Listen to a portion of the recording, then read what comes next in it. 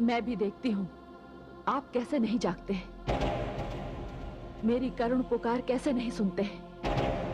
मेरी वेदना, मेरी आस्था, मेरा सारा अस्तित्व मिलकर आपको अपनी समाधि भंग करने पर विवश कर देंगे। कठिन तपस्या से कठोर पत्थर को भी पिघलाया जा सकता है। आप तो मेरे आराध्य हैं, जन्म जन्मांतर के मेरे स्वामी हैं, मेरे सर्वस्व हैं।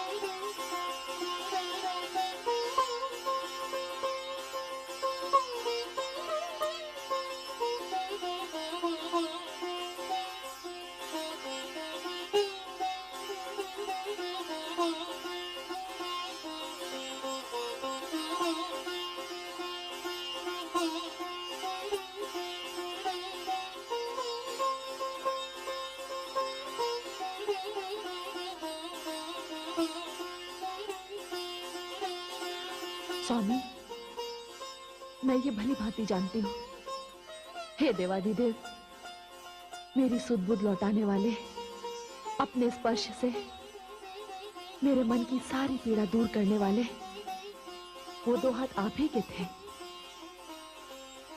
जिन्होंने स्तन को छुआ, वो भावना आपकी थी। जिसने मेरे मन को छुआ, मेरे अंदर एक ध्वनि सी गूंज रही है कि आपने मुझे क्षमा कर दिया। फिर अभी एक ऐसी समाधि, प्रभु बताइए प्रभु, अभी एक ऐसी समाधि, प्रभु प्रभु।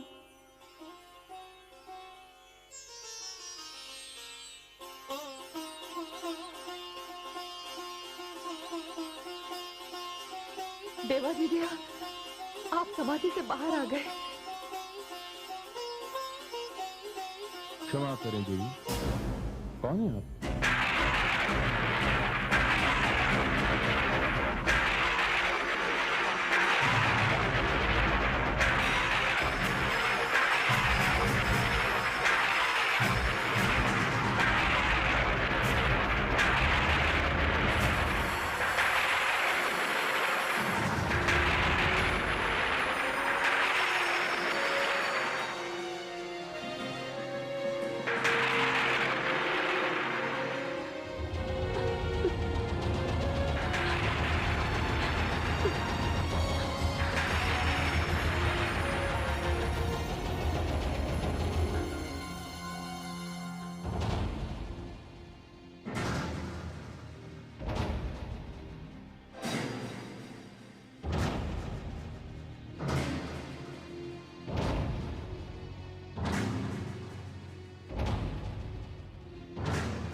प्रणाम माता। देवी, भोलेनाथ महादेव के दर्शन हुए? हाँ देवर्षि, किंतु देवर्षि, देवाधिदेव महादेव भगवान शिव ने मुझे पहचाना ही नहीं। अर्थात भोलेनाथ शिव ने अपने नेत्र खोले, किंतु उनकी समाधि नहीं टूटी। देवर्षि, मेरे आक्रोश ने जब मुझे थका कर बेसुध कर दिया, तब मैंने भगवान शिव के स्पर्श का अनुभव किया था। वे शिव ही थे, वे मेरे आराध्य भगवान शिव के ही कर कमल थे। नारायण नारायण। देवी, भोलेनाथ जितने समाधि में होते हैं, उतने ही समाधि के बाहर होते हैं। आपने कुछ कहा नहीं उनसे? कहा, बहुत कुछ कहा। मेरे प्रयास पर मेरे आराध्य ने नेत्र भी खोले, मेरी ओर देखा भी, फिर ये कहकर नेत्र मूंद लिए कि देवी आप कौन हैं? देवर्षि, इस वाक्य को सुनकर मेरे हृदय को आघात लगा। हे देवी, आप तो जानती हैं कि महायोगी शिव एक पत्नी व्रत धारण किए हुए हैं। सती के देह त्याग के पश्चात उनके जीवन में किसी अन्य नारी का कोई स्थान ही नहीं है। तो फिर आपको पहचानने का प्रश्न ही कहां उठता है? ये आप क्या कह रहे हैं देवर्षि? आप ही मुझे यहाँ लेकर आए और आप ही कह रहे हैं कि मैं अन्य हूँ? नहीं देवी, आपने मेरे कथन का अभिप्राय नहीं समझा। तो आपके कथन का क्या अभिप्राय है, मुझे समझाइए देवर्षि। देवी, यहाँ जो कुछ भी हो रहा है, भगवती परमेश्वरी की इच्छा से ही हो रहा है। उन्होंने अपनी ही इच्छा से गौरी और पार्वती को 2 जन्मों में 2 भाग में बांट दिया। दक्ष की पुत्री गौरी का भाग समाप्त हो चुका है और अब जो भाग आरंभ हुआ है वो है पर्वतराज की पुत्री पार्वती का। देवी, आपको अपने तप से, अपनी भक्ति से, अपनी लगन से, अपने समूचे व्यक्तित्व से शिव के समक्ष यह सिद्ध करना होगा कि यदि वे आपको स्वीकार कर भी लेते हैं तो भी उनका एक पत्नी व्रत नहीं टूटेगा। देवी, भगवान शिव समूचे संसार के सामने एक आदर्श है और आदर्श अपने भीतर सारी क्षमताओं के होते हुए भी अपनी सीमाओं का उल्लंघन नहीं कर सकता। तो फिर देवर्षि, आप ही बताइए, मैं क्या करूं? हे देवी, आपको अपने आदर्श को विवश करना है। इतना विवश करना है कि वो अपनी सारी सीमाओं का उल्लंघन करके आपके समक्ष आकर खड़ा हो जाए। देवी, आप जगदंबा स्वरूपा हैं, स्वयं शक्ति हैं। अब ये आप पर निर्भर करता है कि आप और कितने दिन शिव से दूर रहना चाहती हैं।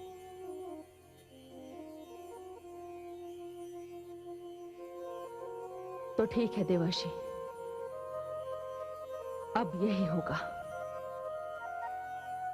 या तो मेरे प्राण आएंगे या जाएंगे।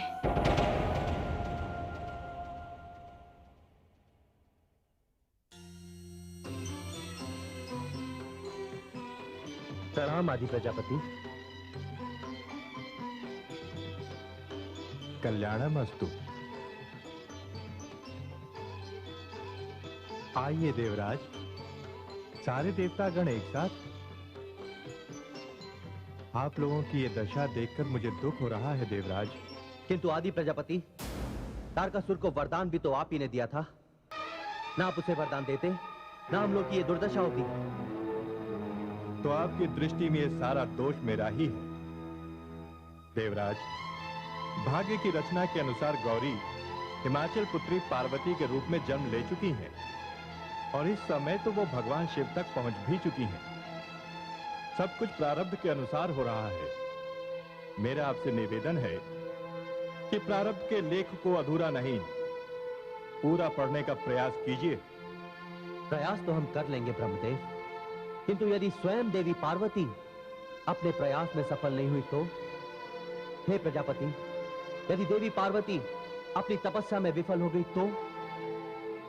देवराज, क्या आप भूल गए कि आपके पास एक ऐसा योद्धा है जो वैरागी को भी अनुरागी बना सकता है, जो तपती सूर्य की किरणों को चंद्र किरणों में बदल सकता है, जो शांत झील को प्रलयकारी महासागर में बदल सकता है।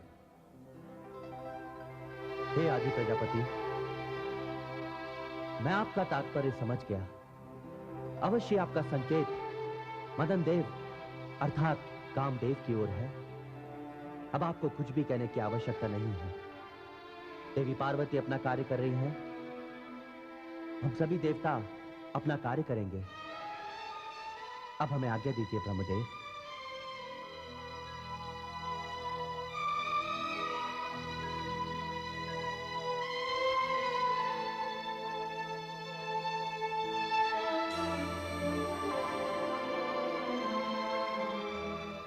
हे शिव, मुझे तो सब कुछ स्मरण है, फिर आपको क्यों स्मरण नहीं? मैं तो बाल्यकाल से ही आप ही के स्वप्न देखती रही। आप मेरी चेतना में, मेरे कण कण में हैं। मैं आपको पहचान गई, आपने क्यों नहीं पहचाना?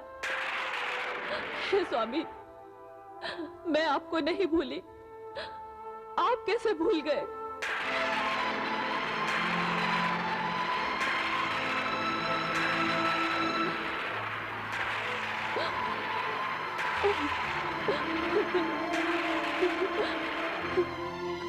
प्राणेश्वर, मैं तो जन्मों का अंतर मिटा कर आई हूं। आपकी सती अब पार्वती के रूप में आपके सामने उपस्थित है। आपके निकट आकर भी आपसे दूर है। समाधि तोड़िए देव, नेत्र खोलिए। अपनी कृपा दृष्टि से मेरे मुरझाए हुए तन मन में वसंत का संचार कीजिए।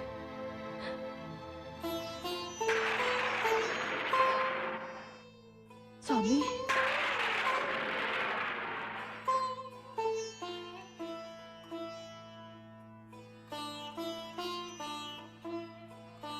हे महादेव, आप महासागर हैं और मैं नदी जो महासागर के द्वार तक पहुंच गई है। अपने प्रियतम महासागर से मिलने के लिए ये नदी अपना अस्तित्व समाप्त कर देने के लिए तत्पर है। यदि आप मुझे नहीं मिले तो मैं कठोर तप करूंगी। वर्षा, धूप, आंधी, पानी सब कुछ सह लूंगी, पर आपका वियोग नहीं सह सकती। जान लीजिए, मेरा पानी ग्रहण केवल आपसे ही हो सकता है, क्योंकि इसके लिए मैं प्राणों की आहुति दे दूंगी, और आहुति को ग्रहण करने की शक्ति केवल अग्नि में है, शिव में है। हे स्वामी, यदि अब मैं अपने तप में सफल रही, तब तो आपके दर्शन अवश्य होंगे। यदि असफल रही तो मेरा अंतिम प्रणाम स्वीकार कीजिए स्वामी।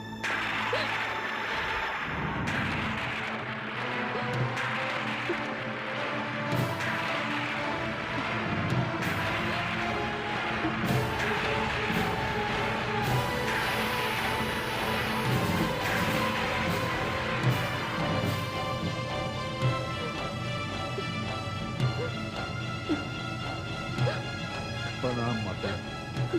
हे माता, क्या आप भी देवादिदेव महादेव की भांति हमारा त्याग करने जा रहे हैं? कहिए माते।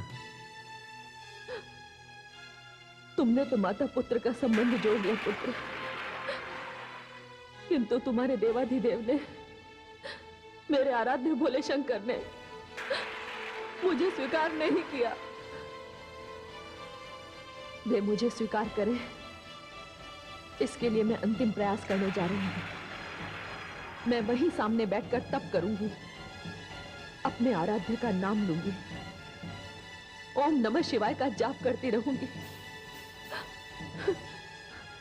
किंतु माते, अब तो यहाँ हिम की वर्षा आरंभ होने वाली है। नहीं पुत्र, निष्ठा एवं सत्य किसी भी परीक्षा की गंभीरता को नहीं देखते। मैं तो केवल इतना मानती हूं कि मेरे आराध्य देव के नाम का जाप हिम की वर्षा को जब तक पुष्प दृष्टि में नहीं बदल देता, मैं वहीं निरंतर बैठी रहूंगी। पुत्र,